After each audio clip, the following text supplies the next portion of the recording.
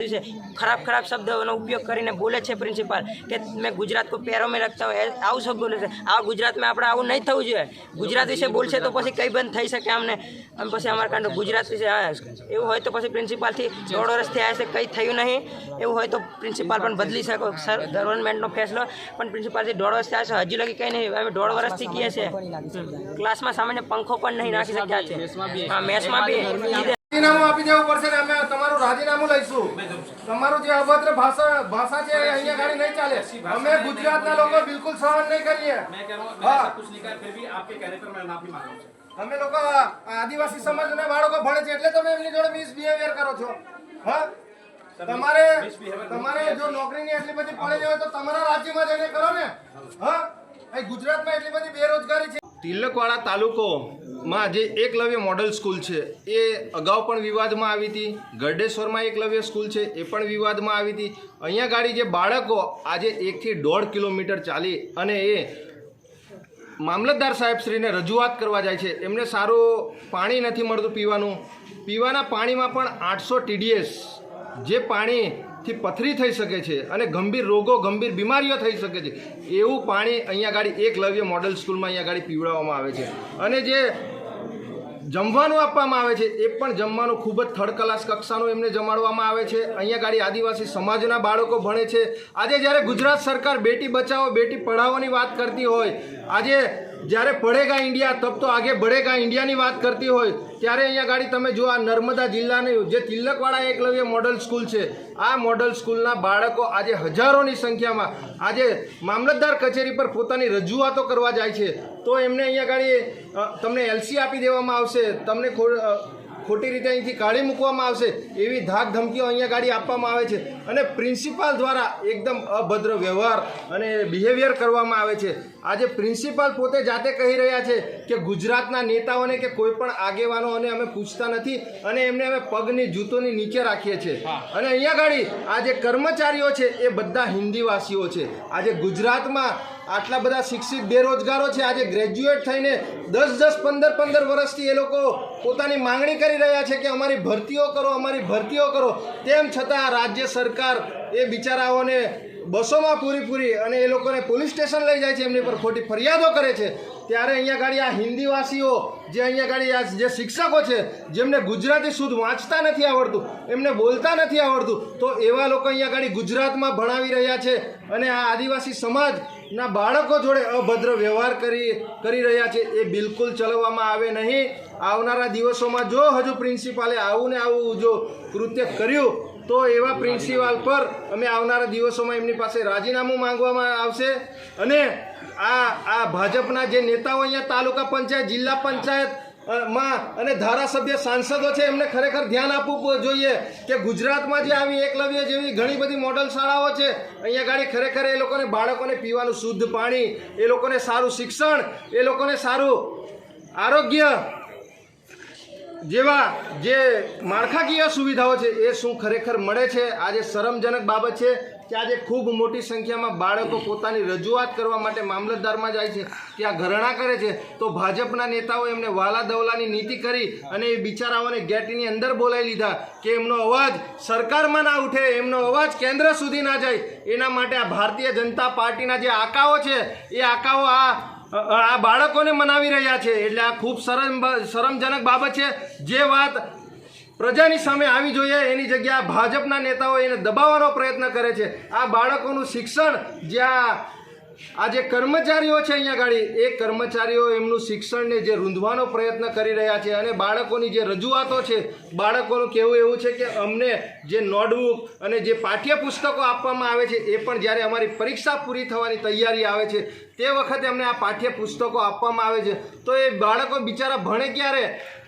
અને બાળકોને જે હાલ જમવાની જે સમસ્યા બાળકો ઉઠાવી રહ્યા છે જ્યારે લાખો રૂપિયાની ગ્રાન્ટ આવતી હોય તેમ છતાં બાળકોને યોગ્ય જમવાનું નથી મળતું તે બાબતે આપ શું કહેશો? આજે પ્રજાના કરોડો રૂપિયાના ટ્રેક છે અને કરોડો રૂપિયાનું બજેટ આ ભાજપની સરકાર અહીંયા ગાડી જે ફાળવે છે આ બાળકોના શિક્ષણ માટે, બાળકોના આરોગ્ય માટે અને બાળકોના ભોજનો માટે। અહીંયા ગાડી ઘણા બધા બાળકો એવું કહે છે કે જમવામાં કીડા પડે છે, જમવાનું કોઈ પણ જાતનું ટેસ્ટી નથી, ગુણવત્તા વગરનું જમવાનું હોય છે। આવી ઘણી બધી રજૂઆતો આવે છે પણ આજે ના છૂટકે આજે ખરેખર આ સરકારે ધ્યાન દોરવું જોઈએ. તો આજે બાળકો અત્યારે 12 વાગ્યાનો સમય છે, આજે બાળકો મામલતદાર સુધી જો ચાલતા પોતાની રજૂઆત કરવા જાય, કેમ કે અહીંયા આગળ કોઈ કલેક્ટર ઓફિસ નથી, કોઈ જિલ્લા પંચાયત ઓફિસ નથી, કોઈ શિક્ષણ અધિકારી બેસતા નથી, તો બાળકો આજે પોતાના વાલીઓ તો રજૂઆત નથી કરતા, પણ આ જે ભવિષ્ય છે આપણું ગુજરાતનું, એ લોકો આપણી આજે રજૂઆતો કરે છે અને એ રજૂઆતો લઈને મામલતદાર જાય છે. તો ભારતીય જનતા પાર્ટીના આકાઓ અહીંયા ગાડી આવીને બિચારા બાળકોને શિક્ષણોને વાલા દવલાની નીતિ અપનાવી અને આ કેસને દબાવવા માંગે છે. એટલે આ બિલકુલ ચલવી નહીં રહેવાય.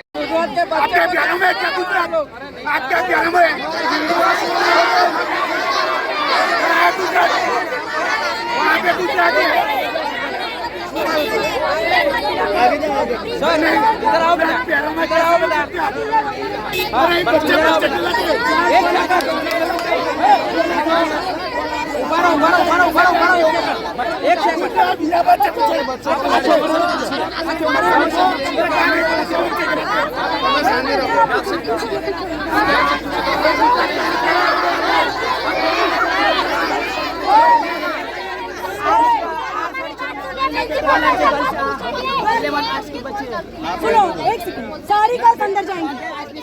एक सेकंड, रवि तुम लोग चुप. सारी गर्ल्स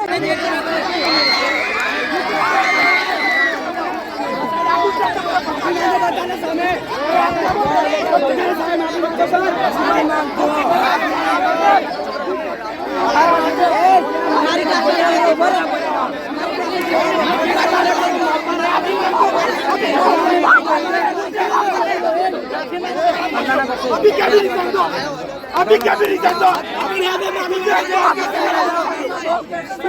गुजरात हमारा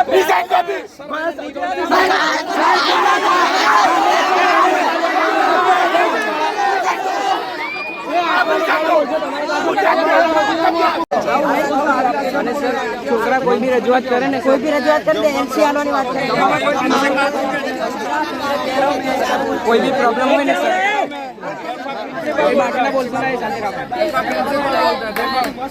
તિલકવાડા की मॉडल स्कूल છે એ લોકો જતા રહે. એના પ્રિન્સિપલ એવું કહે છે કે ગુજરાત મારા પગોમાં છે. આ બાળકો સામે અહીંયા તમે પર શું અસર પડશે? अरे गुजरात के बारे में क्या बोल रहे हो आप? अरे क्या बोल रहे हो आप गुजरात के बारे में? कहीं से કરોડો રૂપિયાની ગ્રાન્ટ આપે છે.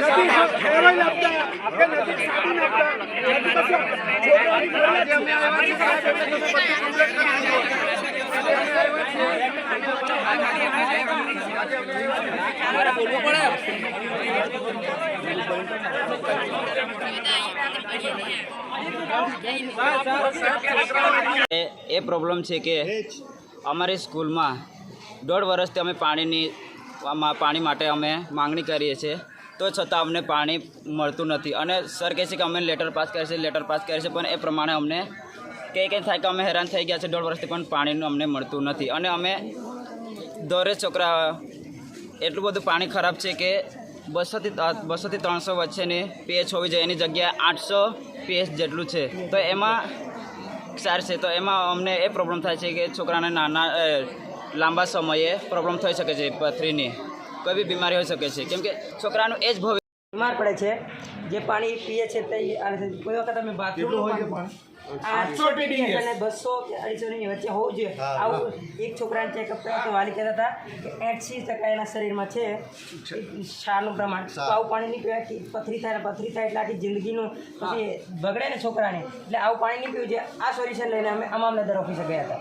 અમારી સ્કૂલમાં ખાવાનું કોઈ સમય ટાઈમથી મળતું નથી. જ્યારે સવારે અમે નાસ્તો કરીને આવીએ છીએ, પણ નાસ્તો બી લિમિટમાં મળે છે. એટલે સવારે 7 વાગ્યાથી લઈને અમે 1:40 સુધી 2 વાગે જેવું જ મળે છે. 1:40 અહીંથી છૂટીએ છીએ એટલે જમવાનું 2 વાગે જેવું જ મળે છે. અમે હોસ્ટેલે જઈને મળીએ એટલે એને કોઈ અધિકારી બહારથી આવવાનો હોય, જે કોઈ ધારાસભ્ય એમએલએ, ત્યારે ખાવાનું એટલું સારું બને છે કે તેલ મસ્ત રાખે છે અને મસ્ત ખાવાનું તે દિવસે બને છે. અને બીજા દિવસથી દેખીએ તો કંઈ ખાવાનું સારું મળતું નથી. આવું નહીં થવું જોઈએ. આવું કેમ કે કોઈ બહારથી આવે તો જ સારું ખાવાનું બને, એવું રોજ